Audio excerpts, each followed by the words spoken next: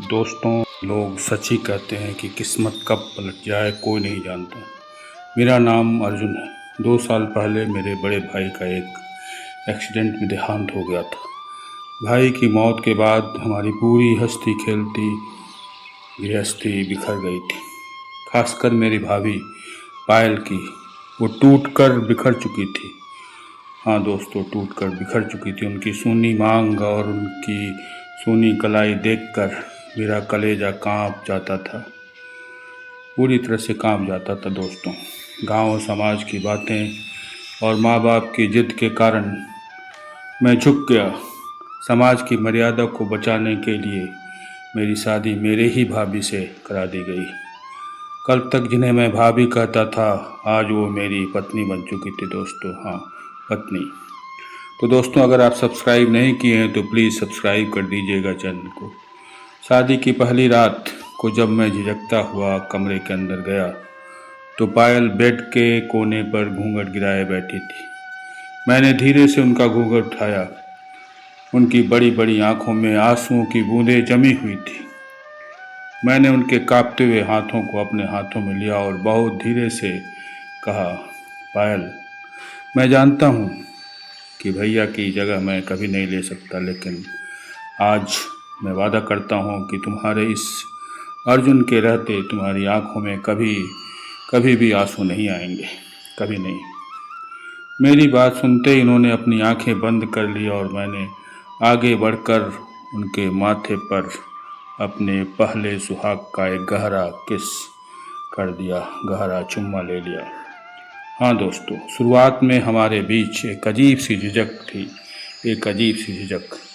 पायल मुझे देखकर शर्मा जाती और मैं भी संकोच में कुछ नहीं कहता। लेकिन धीरे धीरे हमारा यह पवित्र रिश्ता गहरे प्यार में बदलने लगा। अब वो देवर भाभी नहीं बल्कि एक तड़पता हुआ पति पत्नी का रिश्ता बन चुका था। एक शाम गांव में मूसलाधार बारिश हो रही थी। पूरे गांव की लाइट चली गई थी। मैं अपने कमरे में लेटा हुआ था कि तभी कमरे का दरवाज़ा खुला और पायल अंदर आई। बादलों की तेज गड़गड़ाहट से वो डर गई और सीधे आकर मेरे सीने से लिपट गई। उनके बदन की खुशबू और उनकी तेज धड़कनें मेरे सीने में साफ महसूस हो रही थी। हाँ दोस्तों, साफ महसूस हो रही थी। मैंने अपनी मजबूत बाहों से उनकी पतली कमर को चारों तरफ से घेर लिया और उन्हें अपने और करीब खींच लिया। पायल ने अपनी कांपती पलकें उठाई और मेरी आंखों में झांकते हुए धीरे से बोली, अर्जुन, मुझे बहुत डर लग रहा है।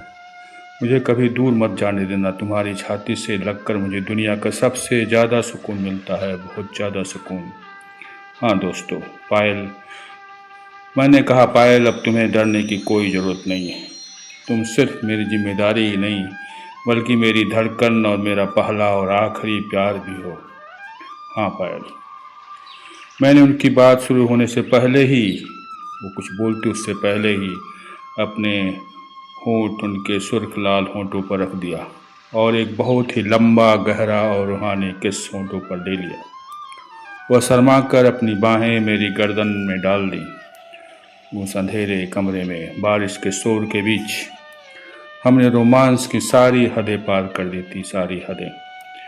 मैंने उनके गालों पर, उनकी आंखों पर और उनकी गर्दनों पर अपनी मोहब्बत के अनगिनत किस्सें ने चुम्मा लिया। हाँ दोस्तों, अनगिनत किस किया। उस रात देवर और भाभी का पुराना साया हमेशा के लिए मिट गया और हम एक दूसरे में खो गए थे, एक दूसरे में खो गए। तो दोस्तों, हमारी ज़िंदगी बहुत खूबसूरत चल रही थी, लेकिन हमारे इस सुखी संसार को समाज की काली नज़र लग गई। हाँ दोस्तों, काली नज़र। गांव के कुछ लालची और जलनखोर रिश्तेदार जो भाई की मौत के बाद हमारी ज़मीन जायदाद हड़पना चाहते थे, उन्होंने गांव में अफवाहें फैलाना शुरू कर दी। हाँ दोस्तों, अफवाहें फैलाना शुरू कर दी। एक दिन जब मैं शहर से घर लौटा तो देखा कि घर के बाहर गांव की पंचायत बैठी हुई थी। पंचायत, सरपंच और गांव के लोग मेरे बाप पर चिल्ला रहे थे। एक लालची रिश्तेदार ने खड़े होकर कहा, यह शादी नाजायज़ है, एकदम नाजायज़। देवर और भाभी का रिश्ता माँ बेटे जैसा होता है। अर्जुन ने मर्यादा की सारी हदें पार कर ली है। इस लड़की ने पहले बड़े भाई को खाया और अब छोटे भाई की जिंदगी बर्बाद कर रही है। इसे तो डायन कहकर गांव से बाहर निकाल देना चाहिए, बाहर। पायल बेचारी आंगन के कोने में खड़ी हुई फूट फूट कर रो रही थी। मेरे माँ बाप शर्म से सिर झुकाए बैठे थे, समाज का घिनौना रूप देखकर। हाँ दोस्तों, समाज का घिनौना रूप देखकर मेरा खून खौल उठा, एकदम खून खौल उठा दोस्तों, खून खौल उठा। तब मैं उठा, मुझसे रहा नहीं गया। मैं शेर की तरह दहाड़ता हुआ पंचायत के बीच में कूद पड़ा। मैंने उस रिश्तेदार का कॉलर पकड़ा और जोर से धक्का देते हुए कहा, बस बस करो, एक शब्द भी अगर तुम बोले तो अच्छा नहीं होगा। एक शब्द ही मत बोलना। मर्यादा की दुहाई वो लोग दे रहे हैं जिनकी नज़र हमारे घर की ज़मीन पर है। भगवान श्री कृष्ण ने भी कहा है कि बेसहारा को सहारा देना, बेसहारा को सहारा देना सबसे बड़ा धर्म होता है, सबसे बड़ा धर्म। अगर मेरे भाई की मौत के बाद मैं अपनी भाभी का हाथ थामता हूँ और इस घर की इज्जत बनाए रखने में उनकी मदद करता हूँ, यह कोई पाप नहीं है, यह कोई पाप नहीं बल्कि सबसे बड़ा पुण्य है, सबसे बड़ा पुण्य। तो दोस्तों, अगर अभी तक सब्सक्राइब नहीं किए हैं तो सब्सक्राइब जरूर कर दीजिएगा। हाँ तो दोस्तों, मैं दौड़ कर गया और पायल का हाथ पकड़ा, उसे सबके सामने पंचायत के बीच में ले आया। लाल सिंदूर की डिबिया निकाली और पूरे अधिकार के साथ उसकी मांग फिर से भर दी, फिर से। और समाज के ठेकेदारों की आंखों में आंखें डालकर मैंने सबके सामने पायल के माथे पर एक पवित्र गहरा किस किया। हाँ दोस्तों, गहरा चुम्मा लिया। तो दोस्तों, फिर मैंने गरजते हुए कहा, आज से सिर्फ और सिर्फ मेरी भाभी नहीं, मेरी सुहागन पत्नी पायल अर्जुन सिंह है।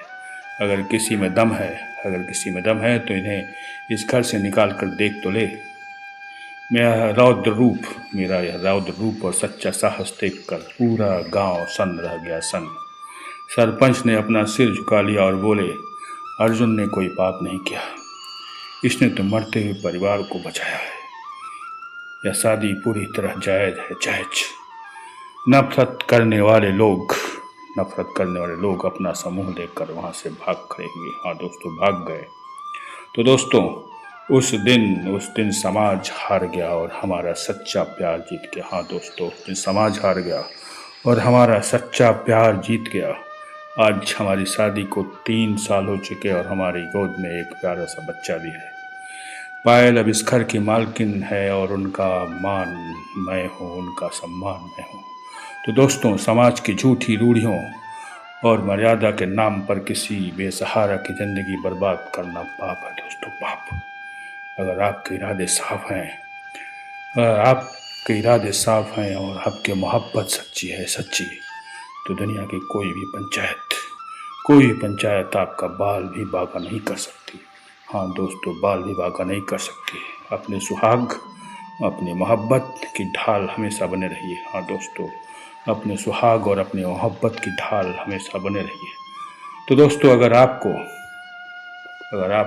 यह कहानी अच्छी लगी हो तो लाइक ज़रूर कर दीजिएगा और सब्सक्राइब कर दीजिएगा, जिससे इसी तरह की अच्छी कहानियाँ आपके सामने आती रहे। तब तक के लिए धन्यवाद दोस्तों, धन्यवाद।